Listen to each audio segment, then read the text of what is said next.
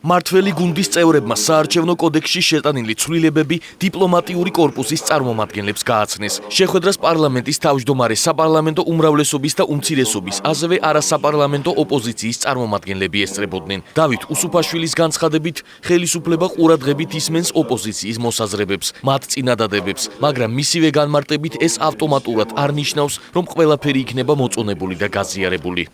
როდესაც საუბრობთ იმაზე, რომ ოპოზიცია არის აუცილებელი ქვეყანაში, ზუსტად ამას საუბრობთ, რომ აუცილებელია განსხვავებული აზრები, რომელსაც ჩვენ ძალიან ყურადღებით ვუსმენდით ინტერფრაქციული ჯგუფის ფორმატში, ამ ფორმატის გარეთაც და ახლაც ყურადღებით ვუსმენთ. მაგრამ ეს არ ნიშნავს იმას, რომ რაც გვესმის, ყველაფერი მოგწონს და ყველაფერს დავიჯერებთ და ყველაფერს გავაკეთებთ.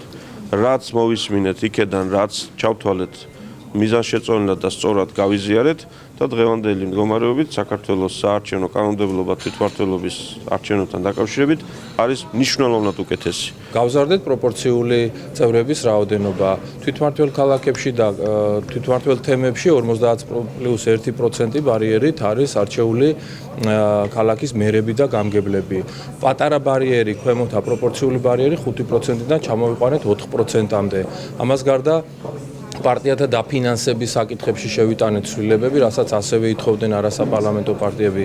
უფასო საეთერო დრო ექნება არა მარტო 2 პარტიას, არამედ 14 კვალიფიციურ პარტიას, კიდე პლუს 5 პარტია, რომელიც ერთჯერადი დაფინანსების ნიშნით იქნა შერჩეული 2013 წელს. საპარლამენტო უმცირესობის შეფასებით ერთადერთი სიახლე, რაც კოდექსში მათი მოთხოვნის გათვალისწინებით აისახა, მერებისა და გამგებლების 50%-იანი ბარიერით არჩევაა. ხათუნა გოგორიშვილის განცხადებით, კოდექსში მიღებული ცვლილებები საარჩევნო გარემოს მნიშვნელოვნად გააუარესებს. იმ რამდენიმე ცვლილების შესახებ, რომელიც იქნა შეტანილი კოდექსში, ჩვენ ვიგებდით ტელევიზიით, ამ პრემიერ-მინისტრისგან, ან ცალკეული პირებისგან, ასე რომ მე ამ კოდექსს ვერ დავარქმევ შეთანხმებულ ვარიანტს, ხოლო მეორე, რაც მინდა ვთქვა, რომ ყველა ის საკითხი, რომელზეც გაისმოდა 2 წლის განმავლობაში ქართული ოცნების მხრიდან, ამჟამინდელი ხელისუფლების მხრიდან სხვადასხვა სახის კრიტიკა და უარყოფითი დამოკიდებულება ნამდვილად არ შეცვლილა, მას შემდეგ რაც ისინი ხელისუფლებაში მოვიდნენ, როგორც ჩვენ შეიცვალეს აზრი. არასაპარლამენტო ოპოზიციის განცხადებით, საარჩევნო კოდექსი ხელისუფლებაზეა მორგებული. მამუკა კაციტაძის თქმით, ქართულმა ოცნებამ ოპოზიციისა და არასამთავრობო სექტორის მოსაზრებები და წინადადებები არ გაითვალისწინა.